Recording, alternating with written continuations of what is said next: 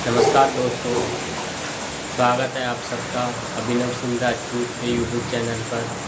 And यहाँ पर SSC JE and RRB JE electrical branch से रिलेटेड तैयारी कराई जाती है। तो आज हम सबका पावर सिस्टम का आज सेकंड लेक्चर है। इससे पहले हम पावर सिस्टम का फर्स्ट लेक्चर कर चुके हैं, जिसमें स्टार्टिंग से generation, transmission and distribution and उनके जो वोल्टेज का लेवल था वो सब हमने देखा था। आज हम सेकंड लेक्चर कंटिन्यू करते हैं एंड आगे धीरे धीरे हम ये पूरा होल सिलेबस कवर करेंगे। और इसमें आगे जो इम्पोर्टेंट टॉपिक होते हैं, इम्पोर्टेंट क्वेश्चन होते हैं, वो भी हम आगे इसमें कवर करते हुए चलेंगे। तो आज का टॉपिक है classification of overhead lines on the basis of voltage level. जो क्लासिफिकेशन होता है लाइंस का वोल्टेज के लेवल पर, वो कितने प्रकार की होती है लाइन। तो सबसे पहले होता है लो वोल्टेज। लो वोल्टेज कहाँ तक, इसकी रेंज क्या होती है? लो वोल्टेज जो होता है उसकी रेंज लेस देन 250 वोल्ट होती है। उसके बाद आता है मीडियम वोल्टेज। मीडियम वोल्टेज में क्या होता है, इसकी जो रेंज होती है वो 250 से 650 वोल्ट होती है। इसके बाद आता है हाई वोल्टेज। मीडियम के बाद हाई वोल्टेज, इसकी जो रेंज होती है 650 से 33 kV तक होती है। एंड इसके बाद एक्स्ट्रा हाई वोल्टेज, इसे EHV भी बोलते हैं शॉर्ट में। तो इसमें 3 वोल्टेज आ जाते हैं। एक्स्ट्रा हाई वोल्टेज जो होता है उसमें 3 वोल्टेज आते हैं। कौन कौन से? 66 kV, 132 kV and 220 kV। Extra high voltage के बाद आता है modern high voltage. Modern extra high voltage, EHV का फुल फॉर्म मैंने बताया था कि एक्स्ट्रा हाई वोल्टेज होता है। तो इसमें किस रेंज का वोल्टेज आता है? इसमें 400 kV तक आता है। इसके बाद एक और आता है अल्ट्रा हाई वोल्टेज, जिसे अपन UHV बोलते हैं।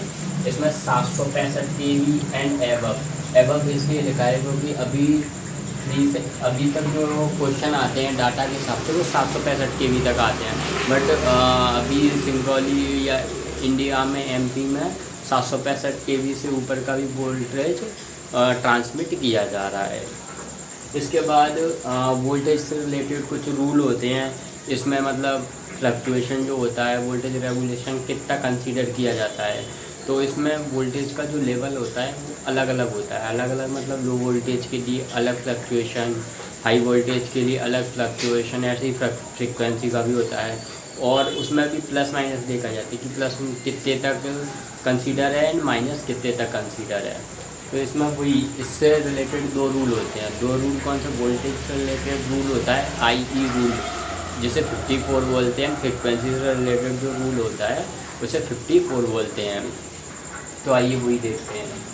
तो IE rule 54 and IE rule 55 क्या होता है?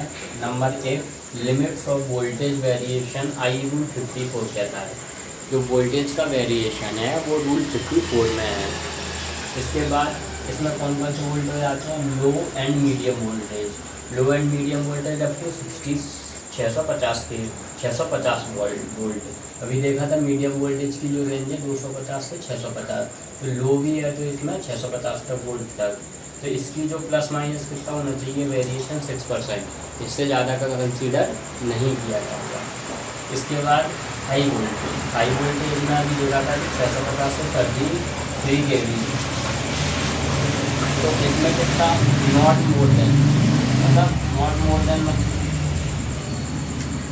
इसमें 6+6% से ज़्यादा कंसीडर नहीं किया जाएगा। एंड नॉट लेस देन में -9%।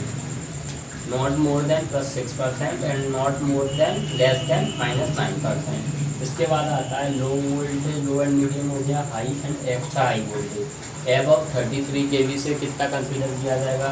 Not more than 10% and not less than 12.5%, 12.5%। अब इससे एक और रूल बचता है, वो कौन सा है? Limits of frequency variation in IE rule 55। तो फ्रीक्वेंसी का वेरिएशन है वो रूल नंबर 55 में आ जाता है। तो इसमें जो frequency variation not more than +-3% है। इसमें जो फ्रीक्वेंसी का वेरिएशन है +-3% से ज़्यादा नहीं होना चाहिए। एंड नेक्स्ट जो लेक्चर रहेगा वो हमारा रहेगा नेक्स्ट लेक्चर नंबर 3 रहेगा क्लासिफिकेशन ऑफ केबल्स। जो अंडरग्राउंड केबल्स होती हैं उनका क्लासिफिकेशन वोल्टेज के लेवल पे है। तो धन्यवाद। मिलते हैं नेक्स्ट लेक्चर में। एंड लेक्चर अच्छा लगे तो लाइक कीजिए एंड सब्सक्राइब कीजिए। Thank you.